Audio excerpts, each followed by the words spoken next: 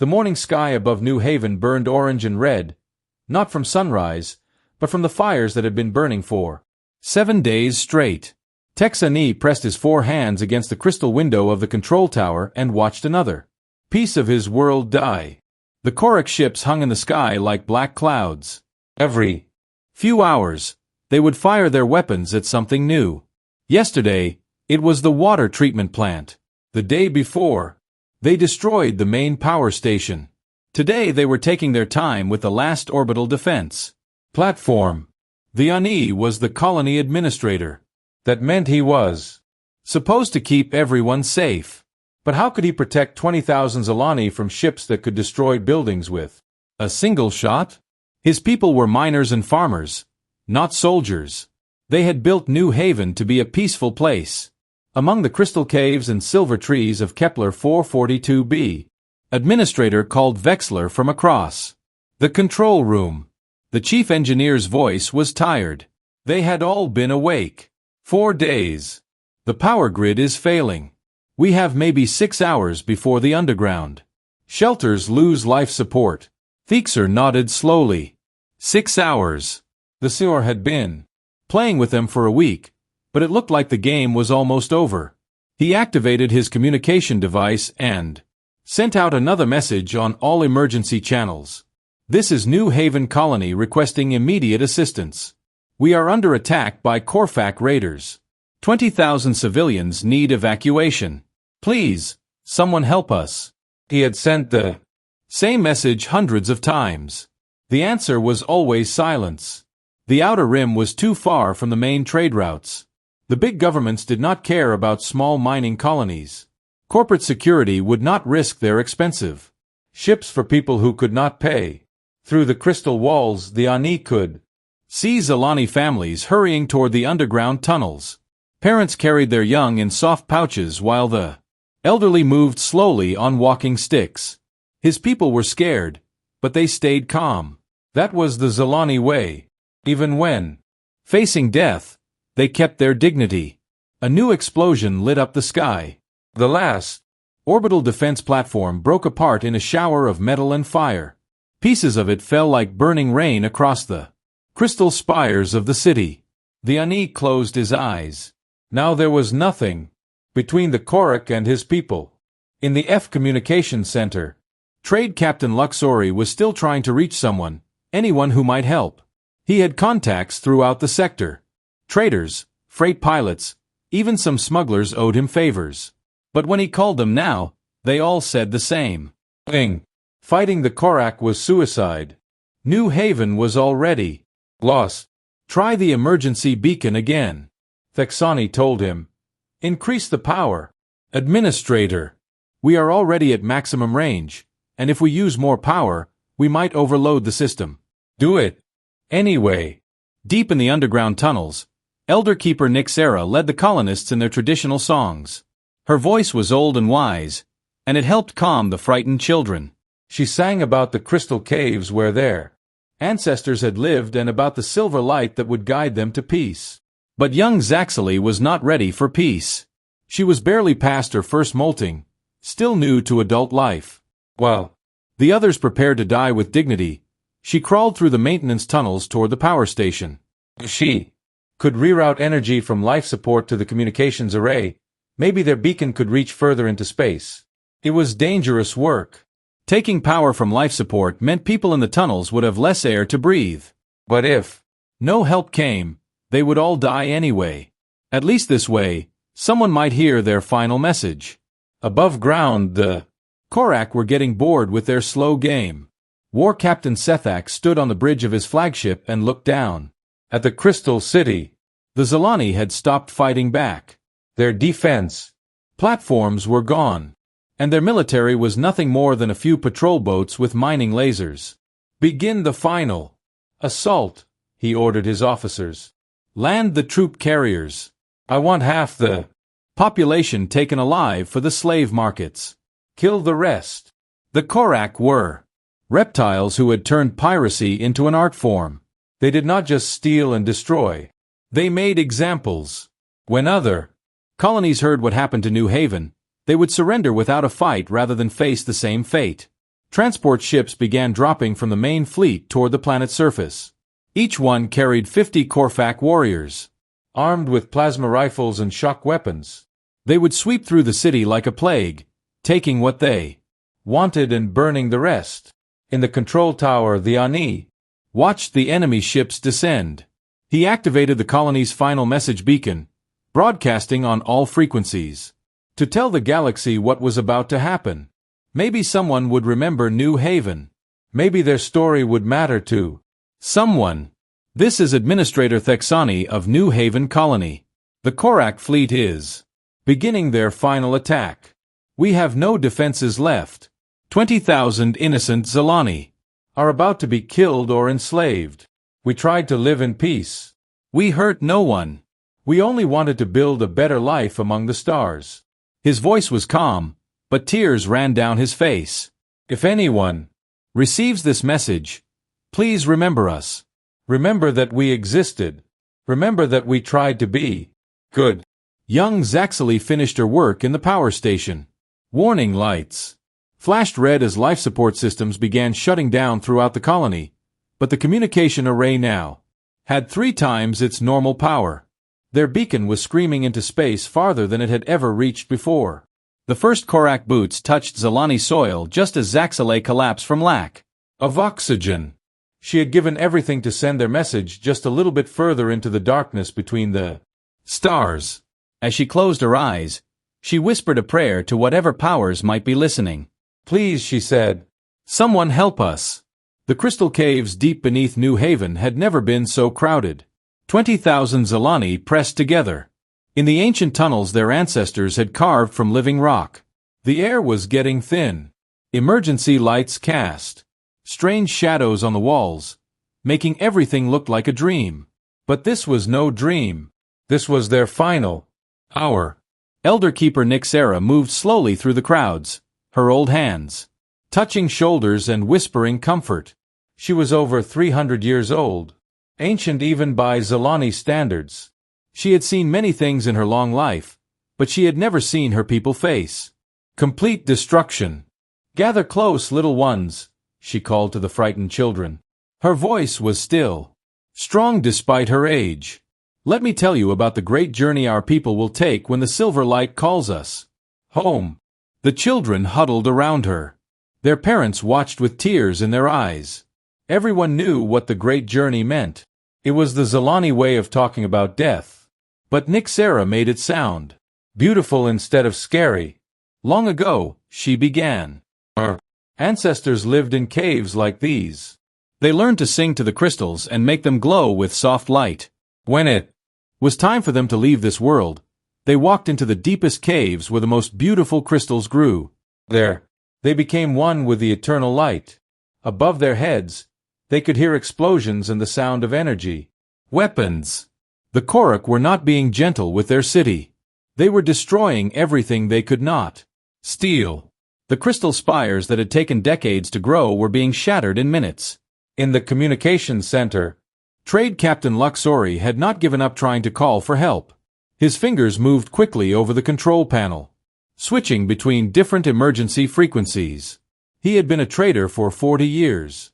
He knew every spacer, smuggler, and freight captain in this part of the galaxy. Freelancer vessel warning. Star, this is Luxori. Please respond. We have women and children here who need evacuation. Static. Corporate security ship Defender. This is an emergency. The Korvac are committing genocide. Surely your company values cannot allow this. More static. Hegemony patrol cruiser. Steadfast. We are civilians under attack. The Galactic Charter requires you to provide assistance. This time, a voice answered. Cold and official. Trade Captain Luxori. This is Commander Vale of the Hegemony Navy. New Haven Colony is outside our patrol zone. We cannot risk a valuable cruiser for an outer rim settlement. Suggest you negotiate with your attackers. Hegemony patrol out. Luxori stared at the communications panel. Negotiate with the Korak. They were pirates and slavers. The only thing they understood was violence and profit. There was nothing to negotiate except how many Zalani would die quickly and how many would be taken as slaves. He tried one more. Frequency. This one reached a mining station 3 systems away. Station Commander, this is an emergency. We have 20,000 civilians about to be slaughtered. Can you send ships? A tired voice responded. Captain Luxori, we heard your beacon. We are sorry, but we only have 2 small patrol boats. The Corfac have a full battle fleet. There is nothing we can do. We will remember your colony in our prayers. Prayers. Everyone was offering prayers, but no one was offering ships, or weapons or soldiers. Luxori turned off the communication system and put his head in his hands. He had failed his people. All his years of making contacts and building relationships had been worthless when it mattered most. Young Zakalai was still alive, barely. He lay on the floor of the power station, breathing the thin air that remained. Her work was finished. The beacon was now transmitting at maximum range, sending their desperate plea far into the darkness of space. But she could hear the Corfac ships landing outside. Heavy footsteps and cruel laughter echoed through the crystal corridors. Above, though, enemy soldiers were not trying to be quiet. They wanted the Zalani to hear them coming. Fear was a weapon the Korak used as effectively as their plasma rifles. Some of them were already breaking into the surface buildings, looking for anything valuable to steal. War Captain Sethak walked through the city streets like a king, surveying his new kingdom. His reptilian face showed no emotion as he watched his soldiers smash crystal sculptures and burn Zalani artwork. Beauty meant nothing to him. Only power and profit mattered. Find the entrances to their underground tunnels, he ordered his officers. Use the sonic weapons to crack the rock. Drive them out like insects from their holes. The Korak had done this many times before. They knew exactly how to break a peaceful people. First, destroy everything they had built. Then give them a choice between slavery and death. Most chose slavery. The Corfac counted on this. Down in the tunnels, Administrator Thexanti tried to stay strong for his people. But inside, his heart was breaking. He had led them to this world, promising safety and prosperity. The Outer Rim was supposed to be a place where small colonies could grow without interference from the big powers. Instead, it had become a hunting ground for pirates. Administrator called Chief Engineer Vexer. The tunnel walls are starting to crack. They are using sonic weapons to break through the rock. Texentai nodded. Soon the Corfac would break into their hiding place. When that happened, the slaughter would begin. The strong would be taken as slaves. The weak would be killed. The children. He tried not to think about what would happen to the children. Elder Keeper Nera continued her stories even as dust began falling from the ceiling. Her voice never wavered, never showed fear. She told the children about heroes from the old times. Brave Zalani who had faced impossible odds and found ways to protect their people. But Elder Keeper asked a small child, "Where are our heroes now? Why is no one coming to save us?" Nixero was quiet for a moment. Then, she smiled and touched the child's head gently. "Heroes do not always wear armor or carry weapons, little one. Sometimes, a hero is someone who refuses to give up hope when everything seems lost. Sometimes a hero is someone who keeps trying to help others even when they are afraid."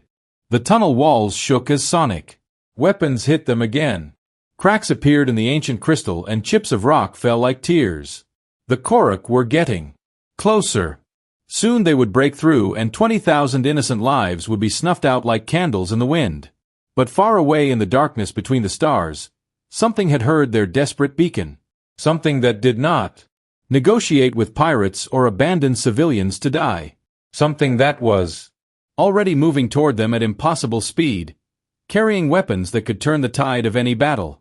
The Zalani did not know help was coming. All they could do was hold each other in the darkness and wait for the end. But their beacon continued to scream into the void, carrying their final message farther than they had ever dared to hope. Someone was listening. 3 light-years away from New Haven. The human deep patrol cruiser UES Retribution drifted silently through the darkness between the stars. Captain Jake Murphy was in his quarters reading reports when the emergency beacon hit their communications. A ray like a punch to the gut. "Captain, to the bridge," came the voice of First Officer Lisa Rodriguez over the ship's communication system. Her voice was tight with urgency. "We have a priority distress call. You need to hear this." Murphy was on his feet and moving before she finished speaking. He had been a starship captain for 15 years, and he knew that tone. Something bad was happening and someone needed help fast. The bridge of the Retribution was dark except for the glow of control panels and display screens. The ship was built for war, not comfort. Every surface was metal and plastic designed to survive combat. But the crew that ran her had hearts as big as the weapons she carried. "What do we have, Lisa?" Murphy asked as he stepped onto the bridge. "Distress beacon from the Kepler system," Rodriguez replied. She was a small woman with dark hair and sharp eyes that missed nothing. "A Zalani colony called New Haven. They say they are under attack by Korak raiders." He played the recording. The voice was alien, but the fear in it was universal. "This is New Haven Colony. Requesting immediate assistance. We are under attack by Korak raiders. 20,000 civilians need evacuation. Please, someone help us." Murphy felt his jaw tighten. 20,000 people, families, children, and the Korak were animals who took pleasure in causing pain. How far are we from their position? Navigator Pete Collins looked up from his station. He was young, maybe 25, with sandy hair and a talent for numbers that amazed even the ship's computers. 3.2 light-years, Captain. At normal cruise speed, it would take us 4 days to get there. 4 days, Murphy repeated. Those people will be dead in 4 days. He looked around the bridge at his crew. These were good people, the best. They had signed up to protect humanity's interests in space, but they had never forgotten that protecting people was more important than protecting borders. "Captain," said Chief Engineer Amy Watson, from her station. She was a tough woman in her 40s who could fix anything that broke and improve most things that worked. "We could use the experimental jump drive, the new one we have been testing. It could get us there in 18 hours. First Officer Rodriguez frowned. "Amy, you said yourself that drive is not ready for combat operations. We could damage the ship. We could even get stuck between dimensions." "I know the risks," Watson replied. "But those people don't have 4 days. They might not have 4 hours. Murphy studied the tactical display, showing the Kepler system. It was in the outer rim, far from the major trade routes. No wonder no one had responded to their distress call. The big governments and corporations did not care about small colonies that could not defend themselves or pay for protection. "Pete, what are the odds of us getting there in one piece if we use the experimental drive?" Murphy asked. Collins ran the numbers quickly. 60% chance of arriving with full systems operational. 30% chance of arriving with some damage. 10% chance of not arriving at all. Murphy nodded. Those were not great odds, but they were better than the odds the Zalani had if no one came to help them. "What about the Korak fleet? What are we looking at?" Combat Specialist Tony Clark spoke up from his weapons station. He was a big man with scars on his hands from years of working with military hardware. "According to our database, a typical Korak raiding fleet has 1 heavy cruiser, 3 destroyers, and maybe a dozen smaller ships. They are tough, but they are pirates, not real military. Can we handle them?" Murphy asked. Clark smiled grimly. "Captain, the Retribution was built to fight real warships from real navies. The Korak have never faced anything like human military technology. If we can get there, we can take them." Dr. Kate Morgan spoke from her station, near the back of the bridge. She was the ship's medical officer, a kind woman who had joined the military to help people. "Captain, what about the civilians? Even if we win the fight, there might be wounded people who need medical attention. We will cross that bridge when we come to it, Document Murphy replied. First, we have to get there alive.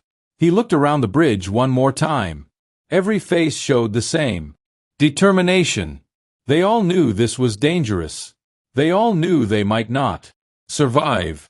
But they also knew that 20,000 innocent people would die if they did nothing. Communications Officer Ben Taylor raised his hand from his station. He was quiet most of the time, but when he spoke, people listened. Captain, I have been monitoring the distress beacon. The signal is getting weaker. I think their power systems are failing. Murphy felt his heart sink. If the colony's power failed, everyone in the underground shelters would suffocate. Time was running out even faster than he had thought. All right, people, Murphy said, his voice carrying to every corner of the bridge. Here is what we are going to do. Amy, prepare the experimental jump drive for emergency operation. Pete, plot a course to the Kepler system with multiple short jumps to reduce the stress on our systems. Tony, charge all weapons and prepare for immediate combat when we arrive. Ben, keep monitoring their beacon.